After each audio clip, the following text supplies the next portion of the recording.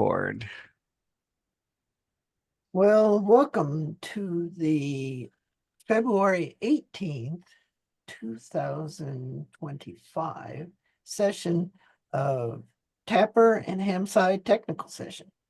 My name is Dave, KV0S, and this week I've been working on, I've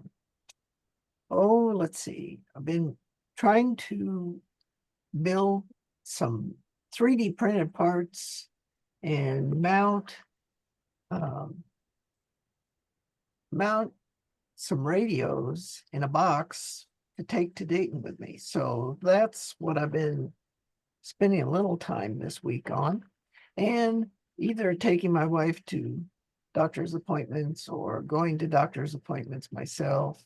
Seems like this is the time of year they want to poke at you. So that's it for me. Next on the list is Nathaniel, W2NAF. Go ahead, Nathaniel. Thanks, Dave. Last week I got a new ICOM 7610, which I'm very excited about. I got to use a little bit in the CW contest this weekend, which was really fun too. So that was good. I've been continuing to keep the other telecons going throughout the week. So today we had a telecon about both the University of Scranton Daisy 2 team and the Antarctic project, and they made some good progress. David McGaw was on that call, and that team is making a poster for the HamSCI workshop called "How Do You Put a Personal Space Weather Station in Antarctica?" So that was good. I have my student Owen Rosansky. He met with Bud Trench, AA3B, and Ray Sokola, K9RS from Frankfurt Radio Club. They're continuing to make progress on the plans for the creating a DXing contesting dashboard for the personal space weather station. So they finalized an abstract for a poster for the HamSCI workshop, and this week they're going to be drafting up the poster, and they're going to keep working on that. And Jonathan Rizzo spent the day with us today. Um, he's now an official member of the team at Scranton in a more formal way than before. So he's now working with us there. And and then let's see, the last thing I wanted to say is that Tim Duffy K3LR wants us to install a personal space weather station at his station this summer, which I think I mentioned last week, but tomorrow morning, Gary and I are going to be getting on Zoom with Tim to start hashing out some of those details. So we do need to start thinking about how this thing might perform at a larger station like Tim's. And so that's going to be a very interesting thing. We're going to we're going to aim to do the install in late July, beginning of August. I'm going to propose August 4th through 7th. So we'll see how that goes. W2NF, back to net. Okay.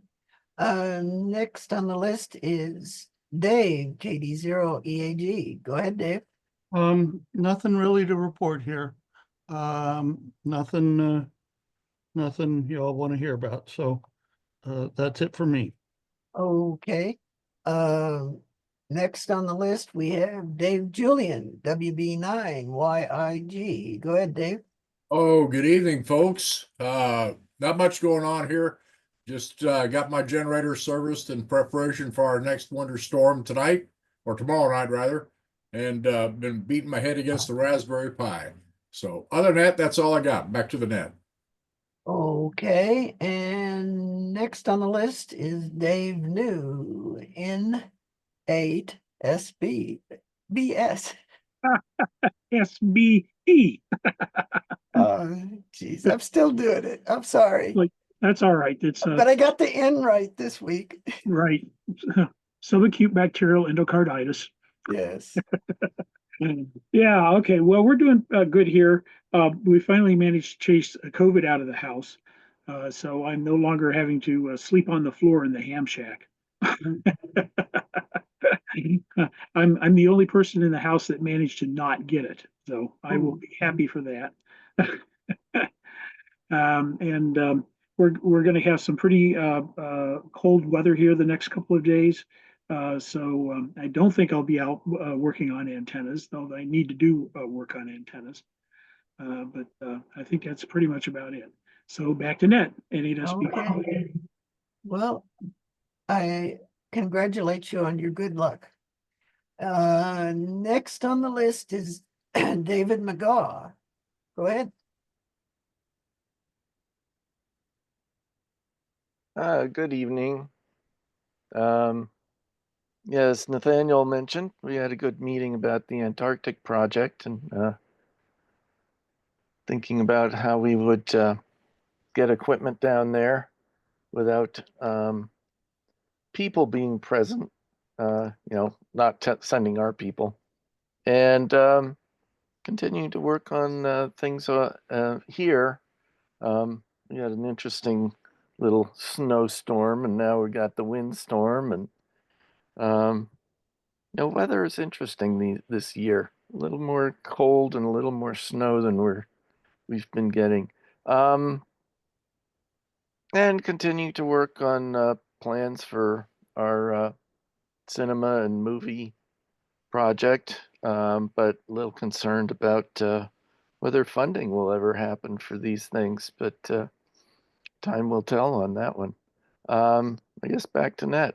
Oh, and I have been kind of working on the extending the frequency response of the RX-888 down a little bit so we can get down into the more in the kilohertz range instead of the megahertz range.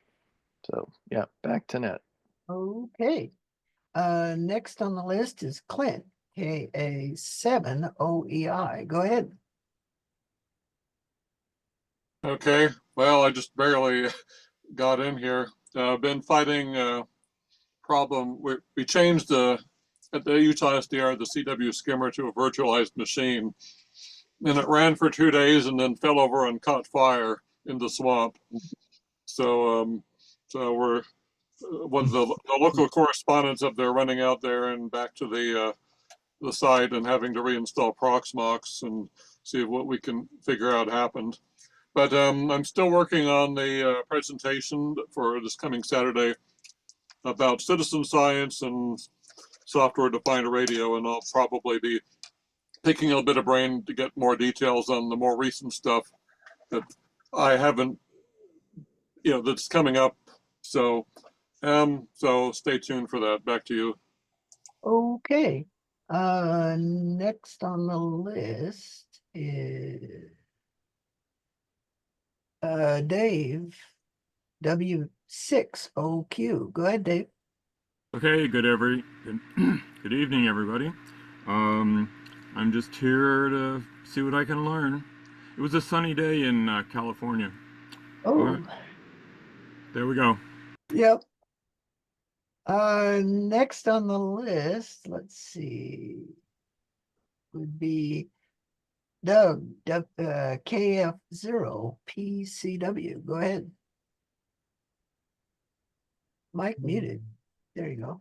There, I'm in.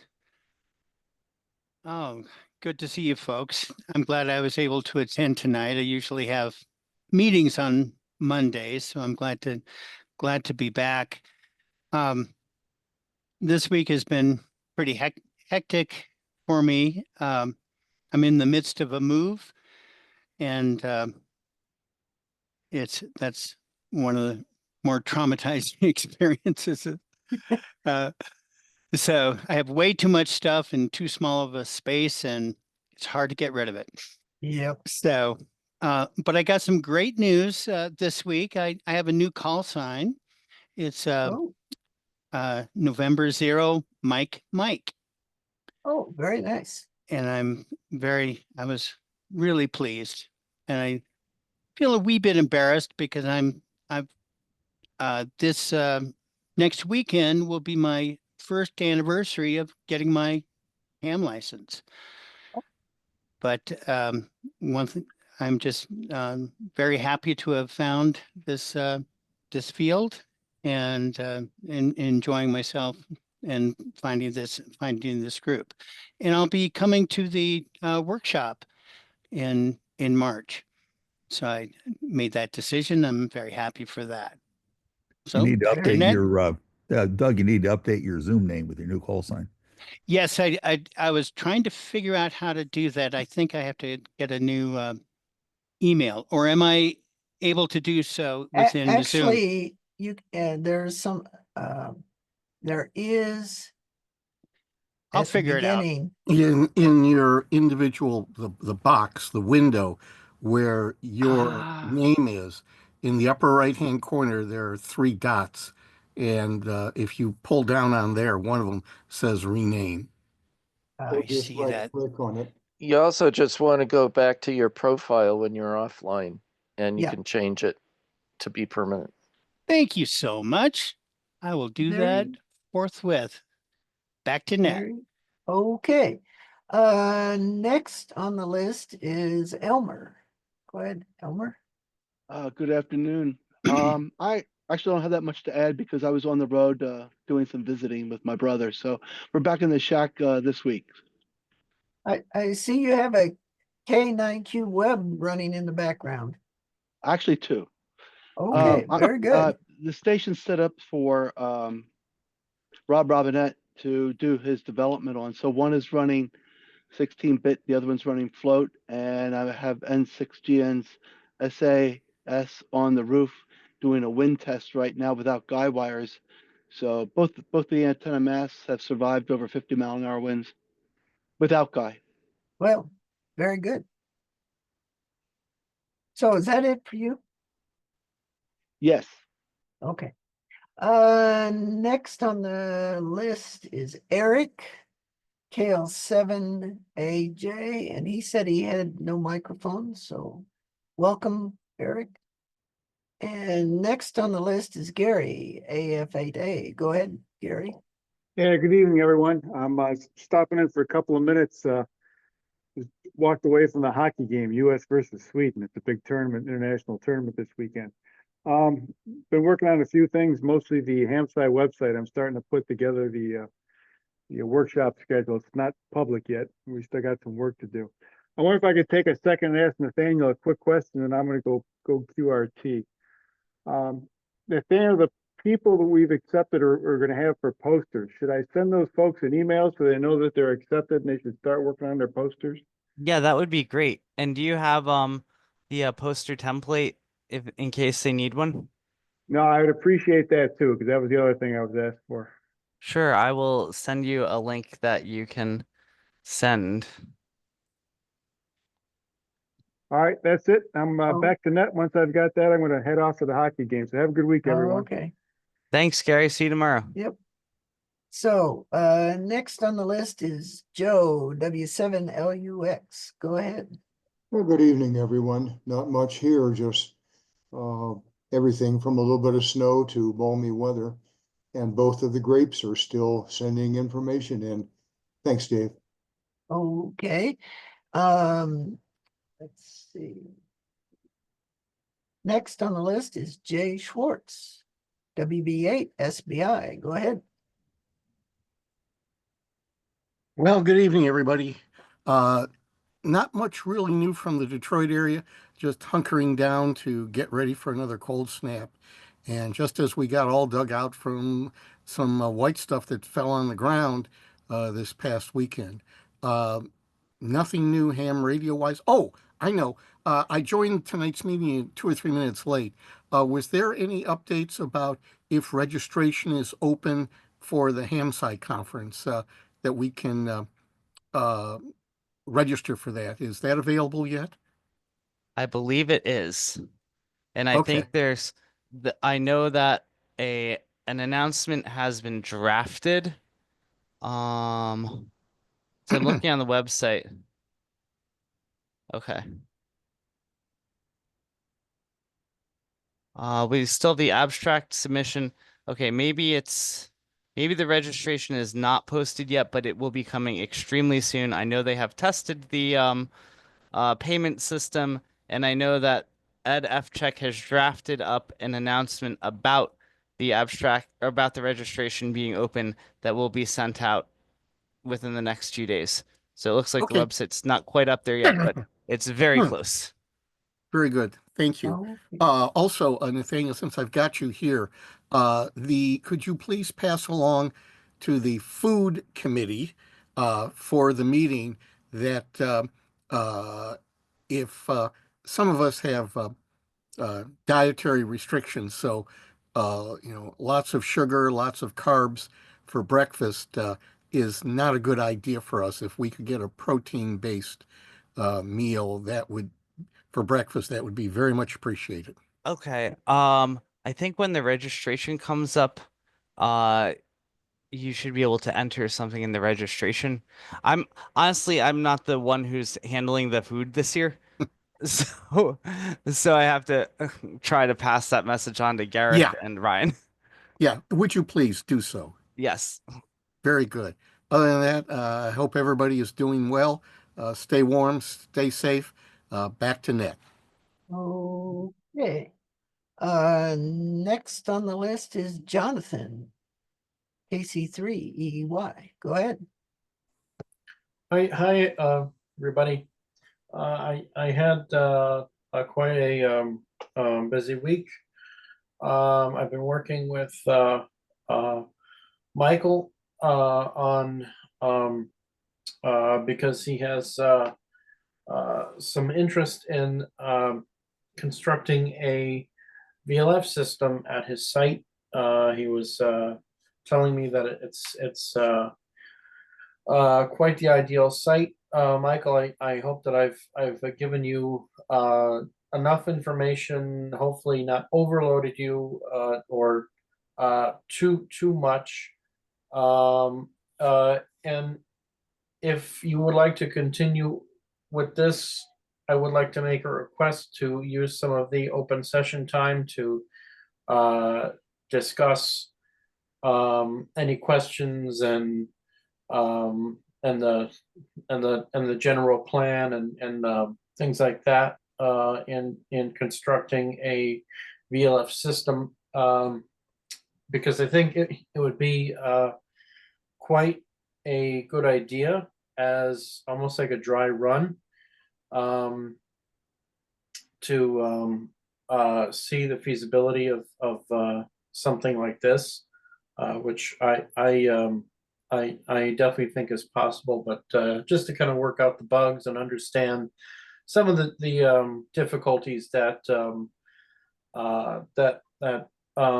people might run into, and this would be quite a good example of that. So if if at all possible. Also, I would like to thank Nathaniel for bringing me on the board. This is going to be a lot of fun. I'll be working on, at least in the short term, a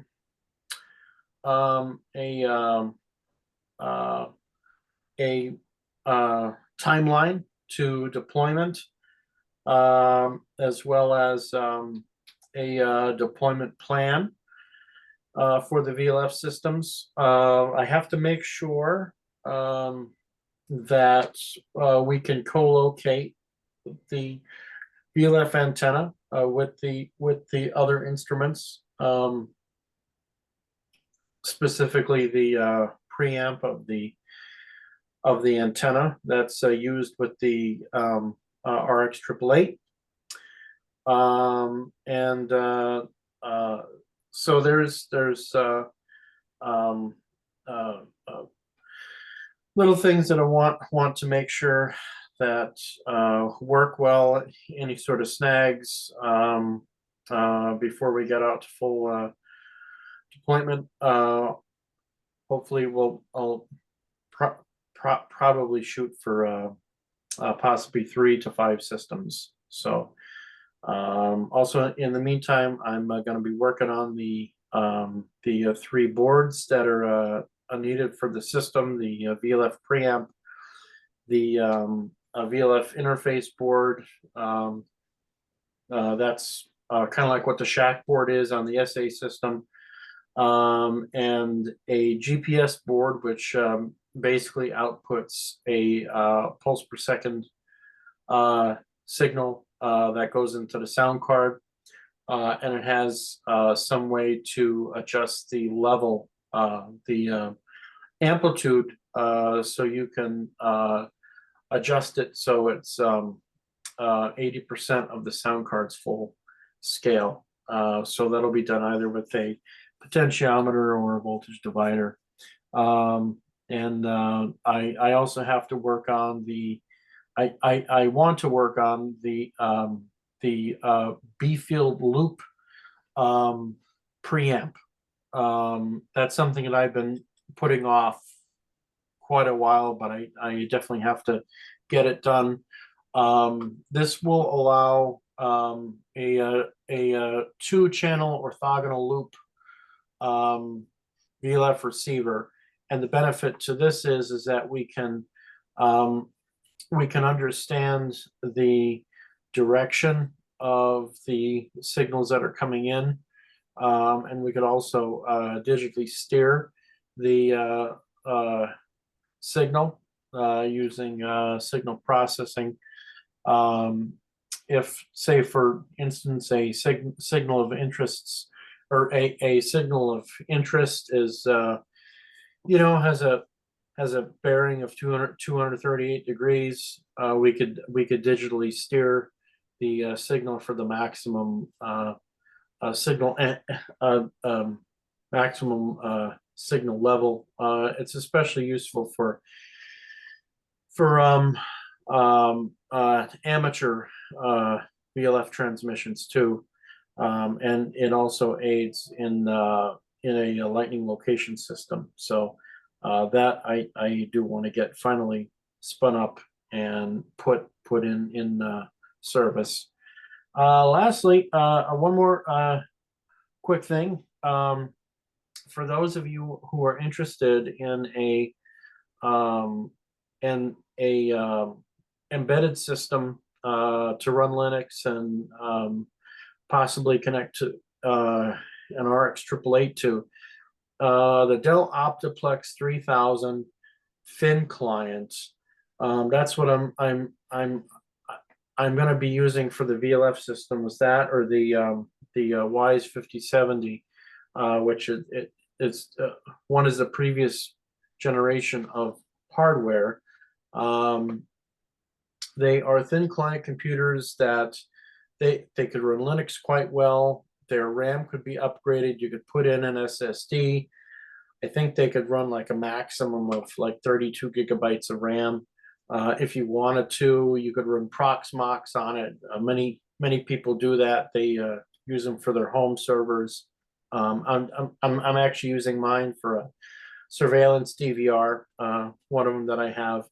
So they're very useful, and they have a lot of processing power. The Optiplex 3000, it comes in a Celeron model and a Pentium model, Pentium Silver. So it's and the Pentium Silver model that I have, it's running quite well. So that is another very viable option as a Linux computer if anybody is interested. I do apologize for taking up the time. That's all I have. Back to the net. Okay. Next on the list is Michael, AC0G. Hey, everybody, thanks. And hello from the frozen center of Missouri. Hopefully it won't last too long. Been working on the antenna assessment project. Have a couple of Glenn's single antenna system antennas here, and with the DX engineering antenna to do some comparisons. The single antenna system is still somewhat a work in progress, so that's something we're actively working on. The additional task I've been working on this week has been documentation, learning how to read the docs, and trying to figure out a way we can document Whisper Daemon better, and potentially document some of the things I've been working on, and any kind of code bases that we end up using, so that we can try to keep up with how they work and provide useful information to everybody. Read the doc seems to be, once you get it going, there's a little bit of a hump learning it, but once you've got it under control, it has some nice features that integrate nicely with code versioning and Git and everything else. I've been able to do some editing in VS Code, which integrates seamlessly with Git, for instance, and also has integrated Copilot for advice on things as well. So that's it. Back to net. Very Looking good. good too. What was that? I was just saying that the read the doc stuff Michael's doing is looking good. Very good. And next on the list is Phil, K9Q. Go ahead, Phil. Hey, Dave. Let's see what I've been up to last week. Been under the weather a little bit last couple of days. Not too bad, but taking it easy. I've been continuing to find and fix little bugs all over the place. Found a real help out there in Clayton Smith, VE3IRR, if anybody knows him. He has really helped me find a lot of little latent bugs here and there, corner cases, things I never thought to test. He's the author of a HD radio demodulator that we've gotten going, so I can now listen to HD radio on the FM broadcast bands with KNIQ radio, which is kind of cool. Let's see. Yeah, trying to get this thing working with as many decoders as possible. It's amazing how many bugs you find every time you push into a new domain. Let's see. Other than that, that's about it. Back to you, Dave. So I have a question for you. You sent a message to the list about this change in structure of making all the radios kind of dynamically set up. Have you made any decisions on that or not? I'm not sure I want to take away the ability to do static. I just like to make it easy to do whatever you decide to do. So I Okay. think I'm going to keep both dynamic and static for the time being. One of the problems with dynamic is, well, what happens if you restart Radio D? How do the applications know to restart all their channels? That is one problem, one complication. So I'm probably going to keep both modes. Okay. Next on the list is Scott Newell in 5 TNL. Howdy. I Hello. played with GPS time, Python, and NumPy a little bit this weekend, and then I spent some quality time with the soldering iron Sunday to get away from the screen for a bit, and that's about it for me. Well, that's always fun. So let's see. Next on the list is Tom in 5EG. Go ahead, Tom. Good evening, Dave. Everyone in the Can you turn up your volume a bit? Okay, how's that sound? There, that's much better. Okay. Busy working on FPGA stuff and nothing definitive at this time. That's about it. Back to the group. Okay. And then we have Tom Yarnish is there. Tom, do you have any comments? Hello to everybody from balmy Northern California. Not much happening here, just keeping up with events. I am interested how the recent suspension of the federal budget has affected any of the HamSCI projects. That's a question of maybe somebody can answer, maybe not, but just seems like we're in a very chaotic time with all the science agencies being suspended. So curiosity. Otherwise, looking forward to a spell of good weather here and not much else happening. Back to Nick. Okay. Well, Nathaniel? Yeah, I can make a comment on that. So far, the biggest negative impact that we have seen is that we apply for a $50,000 NSF grant every year to support the HamSCI workshop to pay for everyone's travel and things like that. And this year, the award was recommended, the grant was recommended, but it was never awarded, and I think it's very unlikely that it will ever be awarded. So basically, we're $50,000 short for the HamSCI workshop. With that said, ARDC has already awarded us a $35,000 grant, so we're very grateful to ARDC, and that's going to cover the base costs of the HamSCI workshop this year. I also still have some because Case Western was able to get some internal support from Case last year. They were able to come up with $7,000 I hadn't actually planned for. And because of that and a few other reasons, we have some money left over from last year's HamSCI workshop that we're still able to spend to help support things this year. So we still have a reasonable amount of support for this year's HamSCI workshop, but we're probably not going to be able to be quite as generous in paying for everyone's travel as we have in the past. So we're working on that right now. But that's our biggest impact. Aside from that, our other grants, they were, um, you know, frozen when everything else was frozen for about a week, a couple of weeks ago. But then they were unfrozen when everything was unfrozen. So nothing in our grants has been particularly singled out. Right now, everything is working as normal. And we just kind of have to see where it goes. We're in one thing that we're fortunate are two of our major grants, which was the Daisy 2 project and the let's see, and the Antarctica project. They were two new grants. They were awarded last fall, so kind of they're in place and they're, as secure as they possibly can be. Um, so that doesn't mean they're secure. It means they're as secure as they possibly can be. As far as I know, we have very few of the buzzwords that they are searching for, and if they are in there, I think the grants can be easily modified without really affecting what we said we would do.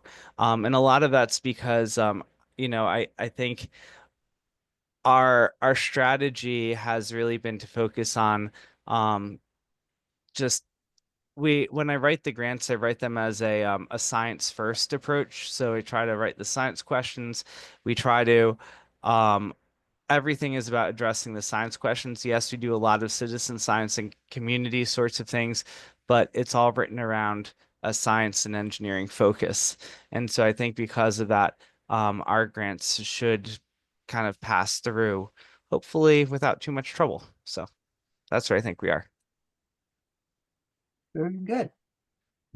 So have I missed anybody on the list?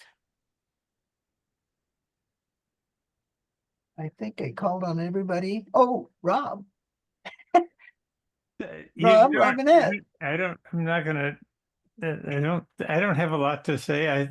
Michael and I have been testing, learning about how to, I think we've done some collaborations with Phil Erickson, thanks to Nathaniel, about establishing the reliability of the complete signal processing chain. And Scott didn't mention in his summary, but he has done several tests of the processing chain. So far, I think what he's done shows no errors appearing. I mean, literally every sample taken by the ADC seems to be delivered through the whole processing chain. So that's it. But with the big caveat, which is it depends upon the host processor. The we've learned that the ARC 888 is a difficult device. It's challenging for a lot of host CPUs, although they'll connect to it. They may not work reliably with them. And, we want something. I want something. I think we all do. An instrument that is there working 24/7, 365. And if it fails, we know it fails, that it reports its failure or its disappearance. It gets alerted to us. So Phil's email reinforced my general desire to, this area of trying to verify that we are actually getting every sample. There's no phase shift through the whole transmission chain. And I think that's the case, but this is an area that I am, have only dim understandings of. And I understand the signal processing chain through samples and host memory. But after that, verifying that the the samples that appear in host memory make it to the WAV file in the way they should. I think Scott has did a test of that, but I think if our data is going to be valuable to researchers like Phil, we want to be sure that the systems we put out in place really meet their requirements. So I think it's very valuable. I welcome Phil's participation. I hope we could get even more, or he seems to have a 888. It would be great if we could maybe get him to reproduce the test. You always want to have more, you want a validation of your experiment. Mm-hmm. It should be reproducible. Yeah. So I don't know if we can ask Phil of that, but it seems like they're interested in the 888 Yeah. for their Well, own certainly, project. Yeah. I think certainly that I didn't get a chance to finish reading your entire discussion, the email chain, but it sounded like it was going in a good direction. And I think that if you continue to engage Phil and if you do run some of these tests, I think Phil might be interested to run some of them himself if it looks promising.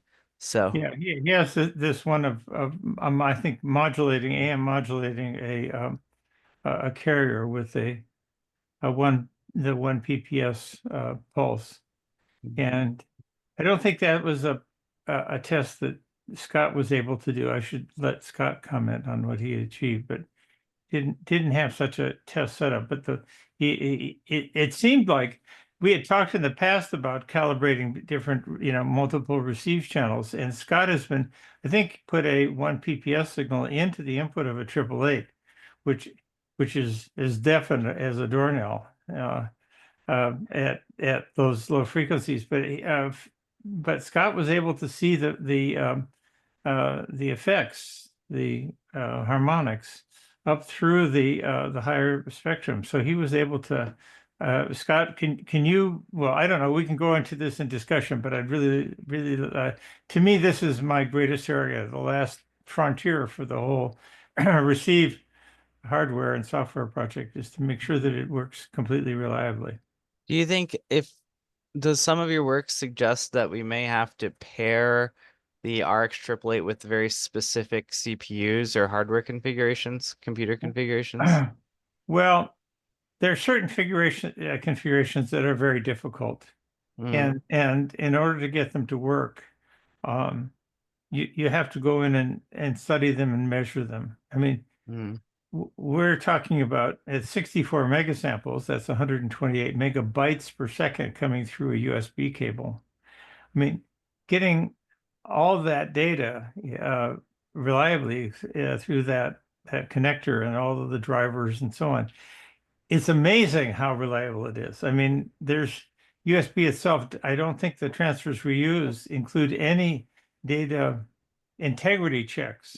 mm-hmm. And there must be. I imagine there is. I really don't know the USB 3 protocol, but I hope. Apparently there is, because the stuff just they'll run for days and will not miss a sample.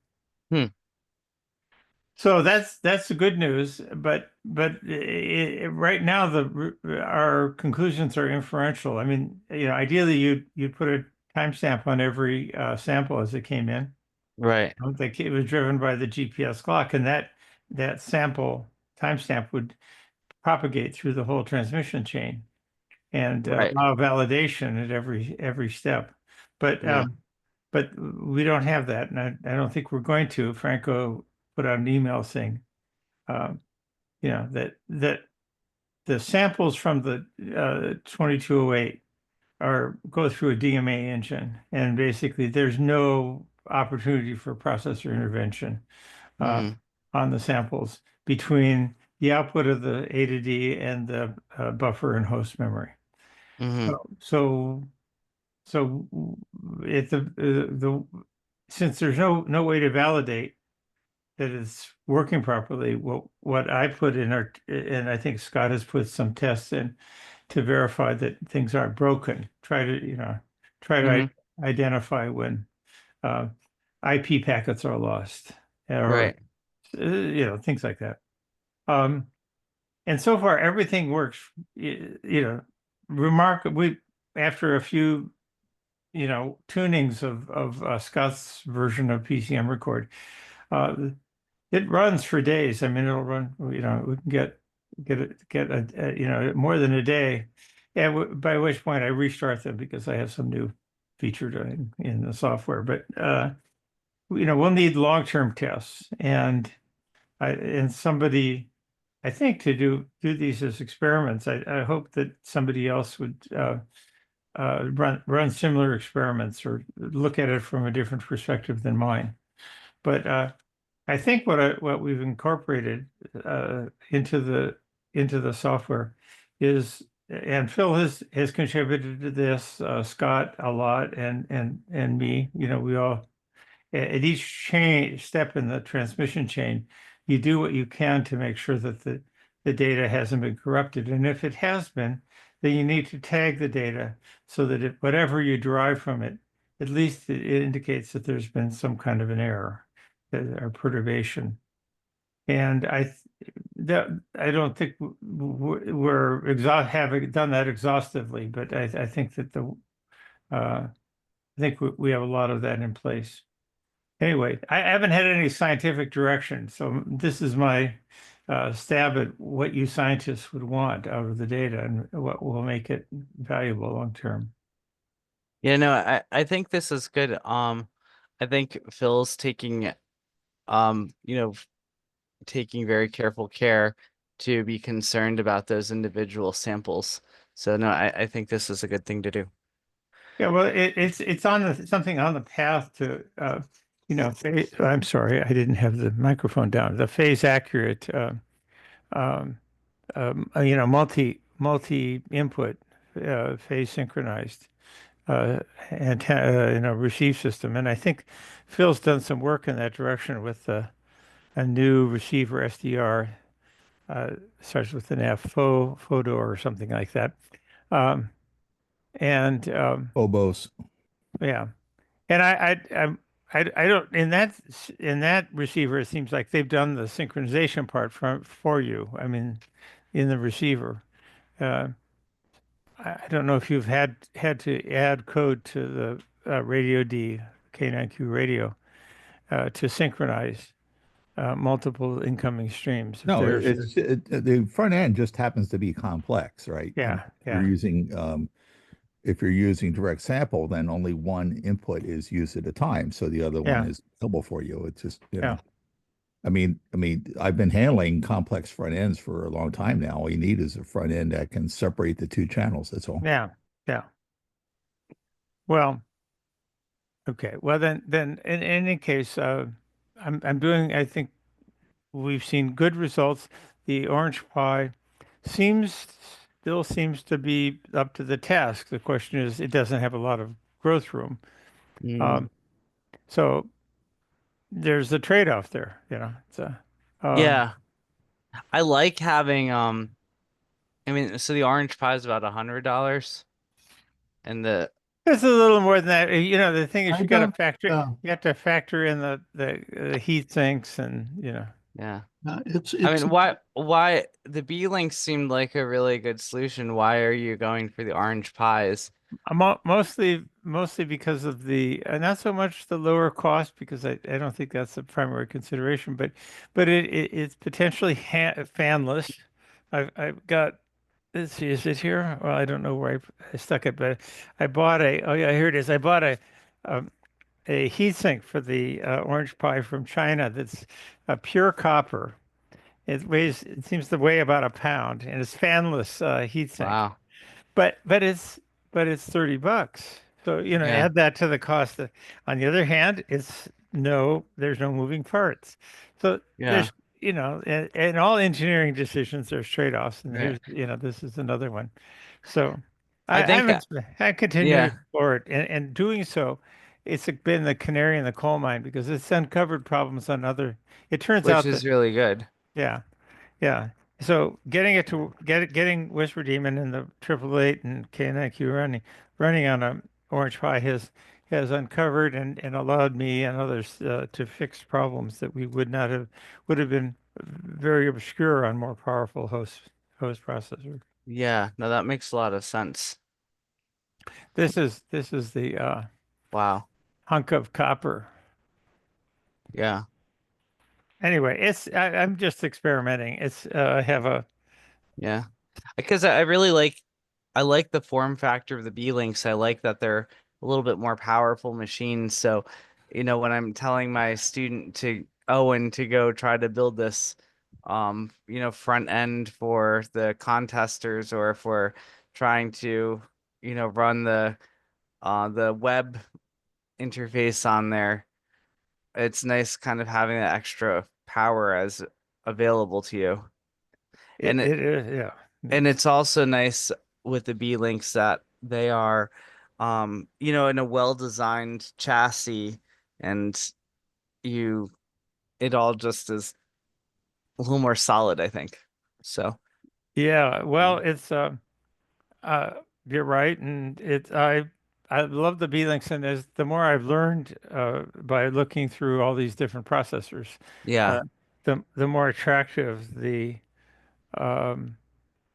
AMD Ryzen 7 Mm, uh 5800 H, which is what we're using yeah. now. And Have and you? and Yeah. No, go ahead. oh no, I'm just But so I've you know I've been, I've with the orange pies, I think you need to really keep in mind, one is ongoing availability. They're not that much cheaper by the time you get all the stuff you want. Yeah. And they're also a mess as far as Hmm.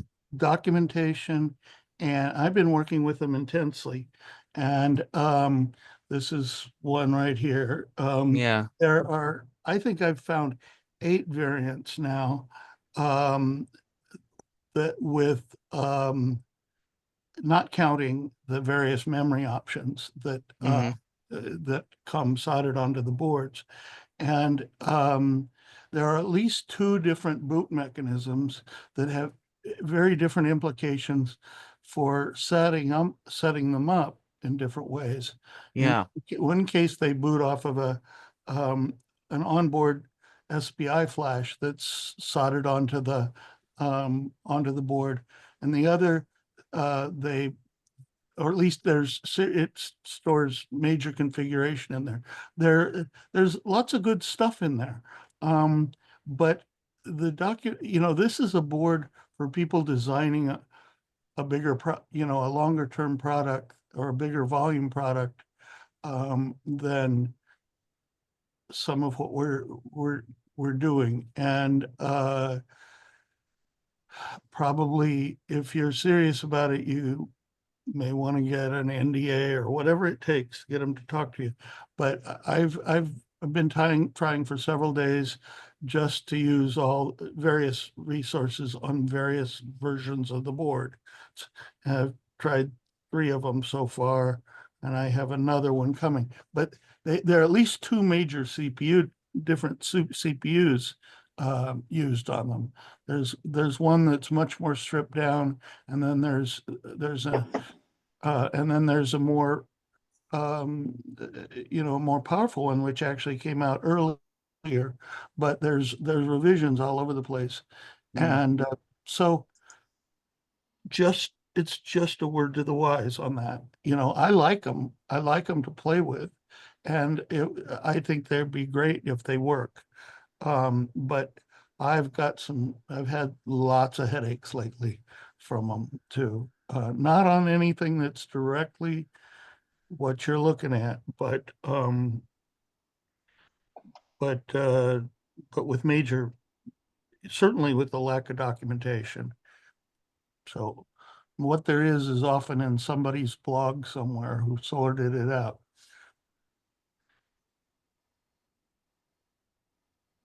well, Yeah. well taken. I don't um I've been studying it as an option, and it's a kind Yeah, of well, I um agree. it absolutely amazes me that Phil's code, and Phil made a modification. Phil's code, that is both the transfers and the FFT processing, the core of, will run on one core of um, a one of those Orange Pis. one of the 8 cores will handle Mm. 64 megabyte mega sample stream. So it's testimony both to the power of the A76 ARM CPU and to Phil's code and to the FFT um, library from MIT. I mean, there's a bunch of contributors to this, but it's really quite amazing that the whole thing can run so quickly. My only point is that this is not a Raspberry Pi by any stretch. No, it isn't. It isn't. Unfortunately, the Raspberry Pi has a really wimpy CPU in it. The Pi 5 is really, It's always been, yeah, it's kind of embarrassing that they put that, they went through all that trouble to go from a Pi 4 to a Pi 5, and the Pi 5 is a half step up in performance. I've got another one of these Orange Pis coming that actually has LPDDR5 memory on it, and I'm going to be interested to see how that changes. I've certainly seen it change the apparent performance of things a lot in some cases. Well, instead of the LPDDR4 that's on these, and it hasn't been that long that Pi's got LPDDR4. Well, what impressed me, and I think maybe I talked about this ad nauseum last week, is is really the power of the cache. I mean, you have to the CPUs. However fast your main memory is, if you're hitting your main memory, if it's your roadblock to as it is it very easily can be in K9Q radio. This is the main memory can be the roadblock and the choke point of the whole thing. And so you really need to minimize the transfers to and from memory. And you need to minimize, as I've learned, then I'll shut up. You need to minimize moving processes between different cores on a host processor. Because every time you do that, the whole thing grinds to a halt. The CPUs grind to a halt while the memory controller shuffles sound, the caches between the different CPUs. Anyway.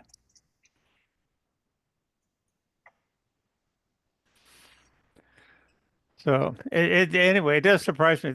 I'm working as a server. I'm trying to prepare for, I know Gwen, there's a proposal to do trans-equatorial plasma bubble studies.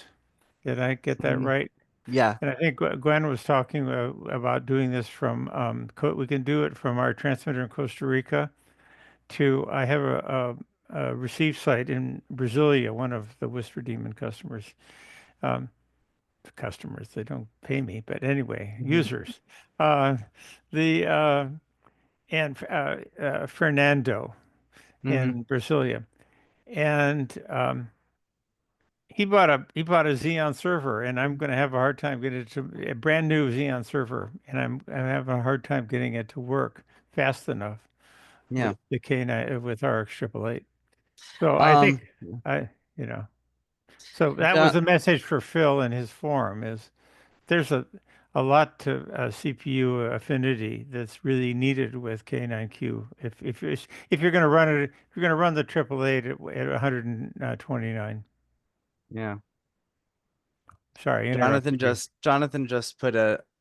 he's using an Optiplex Thing client, which he just put in the chat for his for the VLF work. Yeah, I don't know it.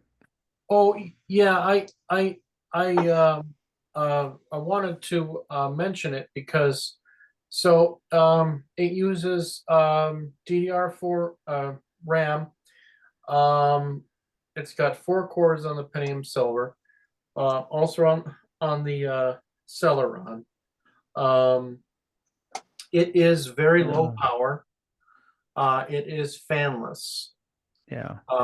And it is also it's got onboard 32 gig eMMC, which I've had success installing Linux on that directly. Or you could put in a M2 SSD if you want. But I think it might be a viable option. And they are available on the secondhand market very cheap. They're the most they're Dell's current offering right now in terms of thin clients. So obviously, if you buy it right from Dell, you're going to pay full price, but they're quite abundant on the secondhand market. I just got mine for my surveillance DVR for $70 with the power supply, and it's been performing quite well. I also have a Celeron model, but it's worth a try if you want something fanless, low power, and just enough RAM. I think that it would work well in this situation for the RX 888. It's got a bunch of USB 3 ports on it. So, but yeah. That's all I wanted to add. Yeah. I'm afraid that a 4-core CPU is just not enough for this application. It's you really need 8 or more cores. I want to make a comment about memory access since this has obviously become a performance issue. I've been looking over the code, trying to find opportunities to use memory more efficiently, like minimizing the number of passes through a buffer, for example, instead of going through a buffer, doing one thing, and then going through the same buffer all over again and doing some other operation. You try to do as many things as you can on each memory reference.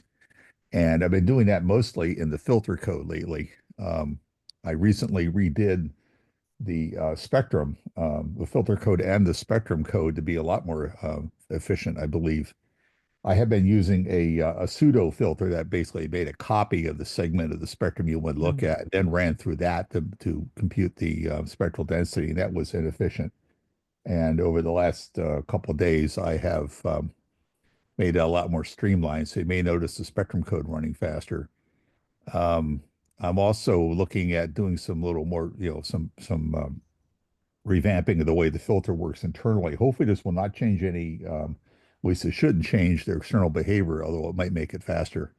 Again, by minimizing the number of separate memory references I make to things like arrays of FFT bins. So, if anything changes, anything breaks, let me know. But hopefully, nothing will break. It'll just get faster. But yeah, ever since we've been looking at this memory access cache thing, Rob, I've realized there's probably things I can do to go back and access memory in a more efficient way. Well, that's great. I think that the most burdensome thing right now is the Spectrum. Yeah, and I think I sped that up the other day, actually by accident. I told Scott this. I was computing also in each demodulator. I could do a spectral energy, a spectral noise density estimate, and I was doing one for Spectrum for the Spectrum demodulator, which can cover all of HF, which makes for a rather meaningless number, and it's also very CPU intensive because you basically got to run. In fact, there's quite a bit more done per bin to compute that number than it is to give you the spectrum. So I disabled that actually by accident and realized, wait a minute, I don't need this anyway. So you'll probably notice now that the spectrum code runs quite a bit faster, especially on full band, wide span displays. However, the N0 number is no longer being generated. Scott knows about that. I mean, I first noticed it because it showed up as minus infinity dB dBm in the in KNIQ Web, and I realized I didn't really need it anyway. Well, that's great. I haven't been looking at Spectrum in the last day, but I think several of the Whisper Demon sites I've switched them to follow your latest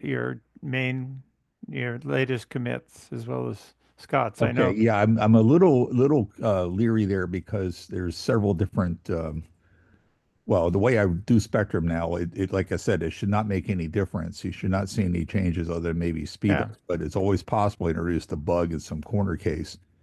Yeah. And there are several combinations of input types and spectrum modes that I want to make sure I have all those cases covered. Like for example, a complex front end is different than a real input with an inverted spectrum, which is different from a real input with a non-inverted spectrum. I want to make sure all those cases are. I can't easily test all those cases. I can look at the code and try to make sure I got it right, but you never really know until you test it. Yeah. So if anybody notices anything funny with spectral displays, please let me know. Okay. Well, um, I I haven't looked at it in the last day or so, but Phil, I don't. By default, Whisper Daemon, even the beta sites, use a known commit of your code and Scott's, so they go together.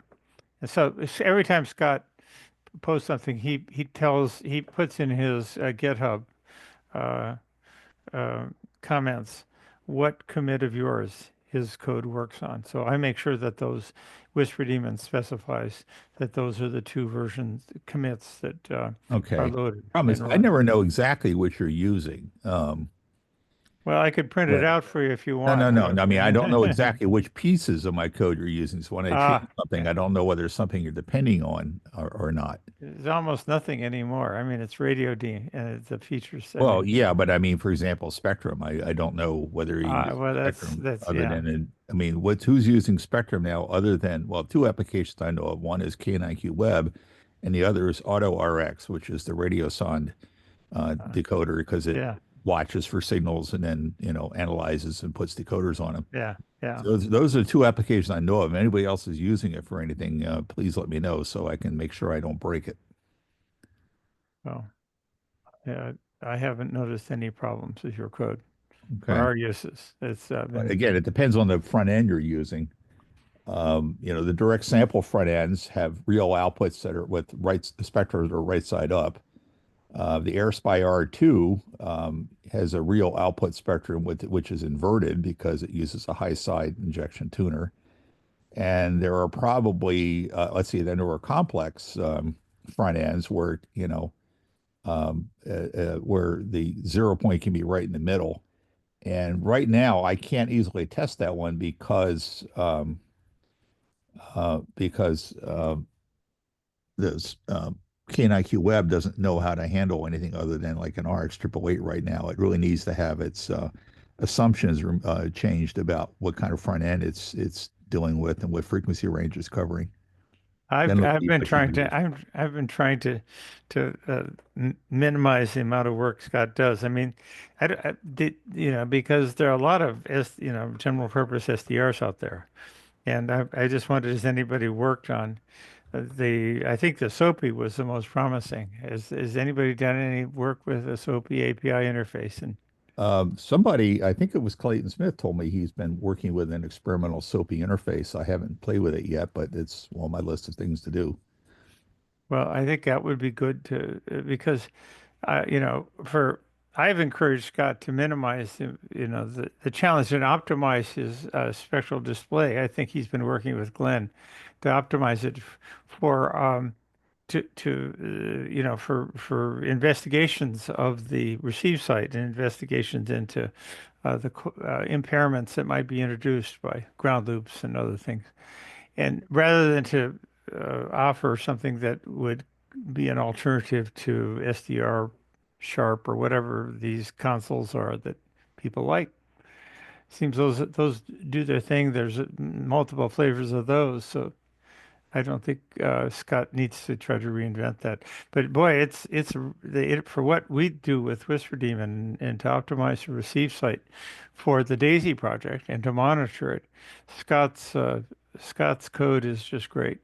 It's just Well, that's what I mean. If you want to use it with with multiple front ends, then yeah. But make what sure I are the don't right? break any of those combinations. Okay, well that's good. It's just that for that purpose, the only useful front end right now is the 888 because it's the only one. Well, that goes from gives us the 0 to 30 megahertz spectrum in one gulp. Everything else is less than full spectrum. Okay. So, Well, but like I said, yeah, there's you're right. You're no right. other I use mean, of the spectrum stuff that I know of that's important right yeah, now. It's Auto yeah, RX, yeah, which runs at UHF. So yeah.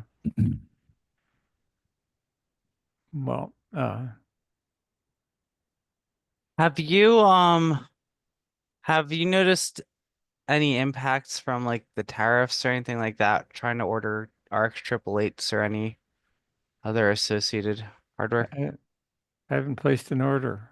That's I Okay. why I I can't. have been watching them and I've been buying odds and ends, not of those specific items. The truth is they never implemented the sub 800. Um, for a long time, there's been an exemption for any order under 800 bucks. Mm, And that's what most of the stuff we buy is most of the time.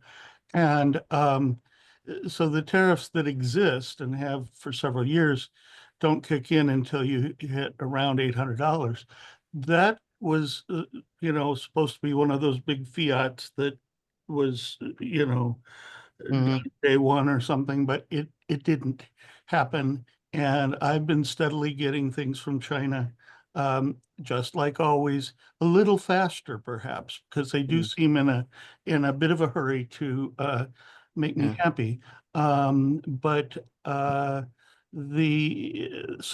but the word I've heard is that will go into effect on March 1st. Because my wife, And that's a um, 10%. okay. I'm not sure what happened here, but my wife and Majid ordered something from Robot Shop, and they ordered something that looks like they were $465 each, and they ordered two of them for $930, and then they got some sort of message saying there was a import duty of $425.39 due on this. That's Canada. Robot Shop is Canada. And and also there's which is really Jameco, I Okay. believe. And and also that's over $800 if the $800 deal with China still pertained. Okay. I don't know the situation with Canada. I only know uh, you know For Huh. all I know, we're trying to hurt the Canadians worse. I, I really don't know. Okay. All right. It's just curious. Yeah, but I deliberately ordered some small items that I was happy to walk away from. I bought some $5 things and stuff to see if they were going to double the price. And Yeah. I just assumed if they made them ridiculous, I'd just say, "Oh, so sorry," and forget about the whole thing. I've gotten emails from some of the Chinese sellers saying, "Do please pay the tariff, if you do hit it, because otherwise they'll bounce that back at us," or something like that. So I don't know about that, but anyway, as far as until the 1st of March, and I don't know whether that means the day you order or the day you receive. It probably means that the time when it hits customs in the US on the way in. That's usually when any customs duties seem to get added. But Okay. um, I would make 2 orders, one each, and do it quick Okay. and do it from China. Interesting. I can't tell you about Canada, you know, Okay. but it may be a state soon anyway.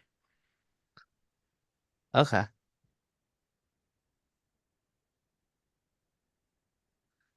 I guess we'll find out more. Well, I think it's 10:10 p.m. here. I might say 73 for the night. But thank you very much, everyone, for everything. Okay. Well, I might follow up here.